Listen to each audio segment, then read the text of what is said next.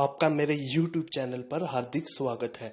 आज हम बात करेंगे कि सरकारी कर्मचारी की मृत्यु के बाद क्या कार्यप्रणाली या प्रोसीजर है कंपैशनेट अपॉइंटमेंट अप्लाई करने के लिए। अब हम देखते हैं कि नियम क्या कहते हैं। में है procedure. The proforma as in annexure may be used by Ministry Department Office for assessing necessary information and processing the case of compassionate appointment। कि प्रोफार्मा का इस्तेमाल किया जाएगा केस की सभी जानकारी के लिए या फिर कहें कि फॉर्म को भरा जाएगा। अब हम सेकंड पॉइंट देखते हैं। The welfare officer in each ministry department office should meet the member of the family of the government servant in question immediately after his death to advise and assist them in getting compassionate on appointment on compassionate ground. The applicant should be called in person at very first stage and advise in persons about the requirement and formality to be completed by him।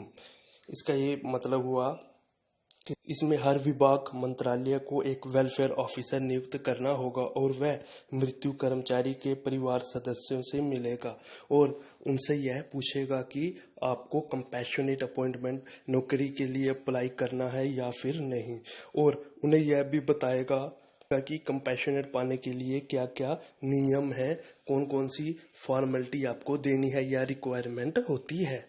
और welfare officer को मृत्यु कर्मचारी की मृत्यु के कुछ समय बाद ही यह कार्य करना होगा। यानी जैसे ही डेथ होगी तो डिपार्टमेंट को एक वेलफेयर ऑफिसर को नियुक्त करना होगा। वो आपकी पूरी सहायता करेगा, आपको बताएगा कैसे कैसे फॉर्मेलिटी या रिक्वायरमेंट देनी होती है, क्या करना होता है, वो आपको पूरा गाइड करेगा। इसके बाद कभी कभी ऐसा होता है कि ये प्रोसीजर नहीं होता, ज्यादातर केसों में यही होता है, डेथ के बाद कोई आता भी नहीं है। इसके लिए आपको मैं दूसरा आपको ऑप्शन बताता हूँ। इसमें होता है आपको लेटर लिखने का ऑप्शन। मैं आपको बताऊंगा कैसे लेटर लिखा जाता है। सबसे पहले आपको लिखना है ऊपर रजिस्टर्ड पोस्ट, और मैं आपको बताना चाहूंगा कभी भी आप डिपार्टमेंट से कोरेस्पोंडेंस या लेटर लिखते हैं हमेशा आपको रजिस्टर्ड पोस्ट में ही करना है, ऑर्डिनरी पोस्ट में कभी भी नहीं करना है। ठीक है, अब हम लेटर लिखेंगे कैसे। सबसे पहले लिखना है आपको ऊपर फ्रॉम के आगे आपको लिखना है अपना एड्रेस। यानी जैसे मैंने लिखा है Vijay Sharma son of late Shri Ram Prakash Sharma RO new plot Delhi, full address with pin code आपको लिखना है अपना। उसके बाद आपको लिखना है जिसको आप लिख रहे हैं।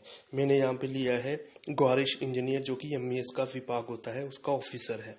मैंने लिखा है to the garrison engineer New Delhi cantt with pin code.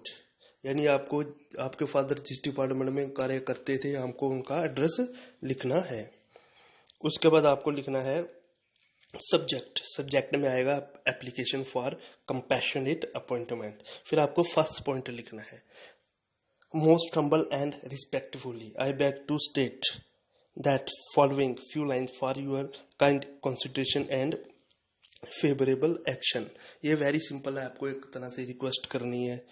दूसरा पॉइंट ये काफी इंपॉर्टेंट है। पहले पॉइंट का A part that I am the only son of late Shri Om Prakash Sharma. फिर आपको अपने फादर की पूरा एम्प्लॉय नंबर लिखना है, जैसे मैंने यहाँ पे लिखा है 252178 MES। फिर उसके बाद उनका रैंक लिखना है, जैसे मैंने यहाँ पे लिखा मेट FGM। फिर आपको आगे लिखना है was serving under your command, फिर कमांड का नाम लिखना है पूरा। फिर उसके बाद आपको पूरा जो कमांड थी वो कौन से एरिया में थी उसका पूरा नाम लिखना है, एड्रेस ऑफ डिपार्टमेंट लिखना है, एंड लास्ट में लिखना है एक्सपायर ऑन 12/8/2020। यानी पहले पैरे के ए पार्ट में आपको अपने फादर के बारे में पूरा बताना है, उनका ID, एम्प्लॉय ID, उनका एड्रेस, कहाँ पे काम करते थे, सब बताना है। कभी कभी होता ना कि कोई छोटे कमांड में काम करते हैं लेकिन आपको एप्लीकेशन उसमें लिखनी होती है जहाँ पे उनकी सर्विस बुक होती है। मान लीजिए जैसे स्टेट में होता है वो किसी चौकी में थे, छोटे नाके पे खड़े थे, तो अब डेथ होगी वहां पे, आप नाके पे तो नहीं लिखोगे, आप तो सीधा SP को लिखोगे ना। इसलिए आप जब SP को लिखेंगे तो जिस नाके में खड़े थे आपको उसका भी ब्यौरा बताना है कि उस जगह पे हुआ है और डेथ उस जगह पे हुई है। ठीक है, उसके बाद आपको फर्स्ट पॉइंट के B पार्ट लिखना है। There is no male member to earn in my family were depend on the hearing of my late father। आपको बी पॉइंट में लिखना है कि हमारे परिवार में कोई भी मेल मेंबर नहीं है या कमाने वाला नहीं है, सभी हम डिपेंडेंट थे अपने फादर के ऊपर। अब आपको सी पॉइंट लिखना है, यानी फर्स्ट पैराग्राफ का C point. And also intimate me which requirement and formality are required for compassionate appointment। ये बहुत ही ज़रूरी है सी पॉइंट, फर्स्ट पैराग्राफ का सी पॉइंट, कि आपको लिखना है, डिपार्टमेंट से पूछना है कि भाई हमको कंपैशनेट अपॉइंटमेंट करने के लिए कौन सी फॉर्मेलिटी या रिक्वायरमेंट आपको देनी है, कृपया मुझे बताएं। ठीक है, फिर उसके बाद आपको सेकंड पैराग्राफ लिखना है। In view of the about I may please be given compassionate appointment in the MES department according to my qualification so that I may be able to feed my family properly and save them from various difficulties. यानी या फिर आपको उनसे compassionate appointment के लिए apply करने के लिए मांग करनी है या सर्विस लेने के लिए मांग करनी है, और कारण ये बताना है कि ताकि मैं अपने परिवार को अच्छे से फीड, उनका पालन पोषण कर सकूं। उसके बाद थर्ड पॉइंट आपको लिखना है, an early action in the matter is highly appreciated please. यानी अगर आप जल्दी से रिप्लाई करते हैं तो मुझे बहुत खुशी होगी, मैं इसको अप्रिशिएट करूंगा। उसके बाद आपको नीचे आना है, लिखना है थैंक यू।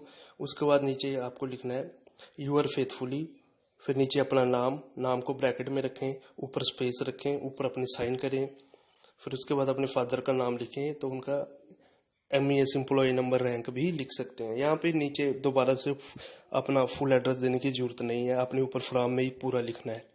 फिर उसके बाद आप लेफ्ट में डेट लिख सकते हैं। फिर इनक्लोजर अगर आपके पास डेथ सर्टिफिकेट अवेलेबल है तो आप डेथ सर्टिफिकेट की कॉपी लगा सकते हैं। उसके अलावा आपको कोई अन्य डॉक्यूमेंट लगाने की जरूरत नहीं है, जैसे कि भाई कुछ और डॉक्यूमेंट हो गया कि या अपनी क्वालिफिकेशन के वगैरह, वो जब फाइल बनेगी तो आप उसमें डालना है। बस आपको इतना ही रखना है, अगर डेथ सर्टिफिकेट अवेलेबल है लगाए, नहीं है तो नहीं लगाएं।